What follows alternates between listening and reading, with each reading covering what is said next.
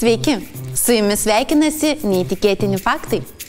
Bermudų trikampis daugeliui asocijuojasi su vieta, kurioje be pėdsakų dingsta žmonės, laivai ir lėktuvai.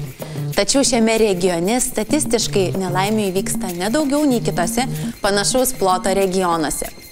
Pasaulyje yra daug mistiškesnių vietovių, kuriuose dingsta žmonės, laivai ar lėktuvai. Viena jų – Mičigano ežero trikampis, kuris nėra taip gausiai aprašytas kaip Bermudų trikampis. Ši vietovė nemažiau paslaptinga, nes daugybės įvykių iki šiol niekas nesugebėjo paaiškinti. Pirmas toks įvykis užfiksuotas 1891 metais, kuomet Tomas Hume vardu pavadintas laivas išplaukė pargabenti medienos. Jau pirmą naktį laivą užklupo didelė audra, o pats laivas kartu su visa laivo įgula 7 jūreiviais dingo. Medinis laivas niekada nebuvo surastas, nebuvo aptikta nei viena laivo nuolauža. 20-ajame amžiuje nutiko dar daugiau mįslingesnių įvykių. Štai 1921 metais dingo laivu Rosabelė plaukusi 11 žmonių įgula. Vėliau Rosabelė buvo aptikta, tačiau plaukė priešinga kryptimi. Laive nebuvo nei vieno žmogaus.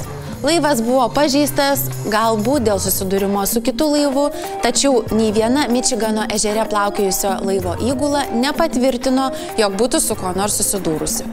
Nebuvo rasta ir jokių laivo nuolaužų. Įdomu, jog laivui Rosabelė jau XIX amžiuje buvo nutikęs panašus įvykis, po kurio jis buvo atstatytas. Dėl daugelio panašaus pobūdžio mįslingų įvykių Mičigano ežeras buvo apipintas įvairiomis legendomis. Kai kurie žmonės ėmė teigti, jog Mičigano ežere yra laiko vartai, kuriuose laikas ima bėgti greičiau arba lėčiau. Kiti teigia, jog šioje vietovėje matė NSO bei labai ryškias šviesas. Kai kurie ežerų plaukę žmonės pasakoja apie atvyrantį keistą orą. Kiti teigia, jog patyrė neįprastus pojūčius ar tiesiog nerimą. Tačiau 20-ajame amžiuje Mičigano ežeru plaukė tūkstančiai žmonių, nepatyrė nieko keisto. Tačiau užteko kelių mįslingų įvykių, kad Mičigano ežeras būtų apipintas keistomis istorijomis.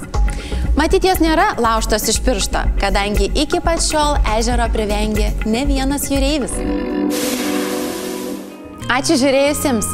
Visas neįtikėtinų faktų laidas rasite internetinėje televizijoje betabu.tv. Taip pat kviečiame mus sekti Facebook'e.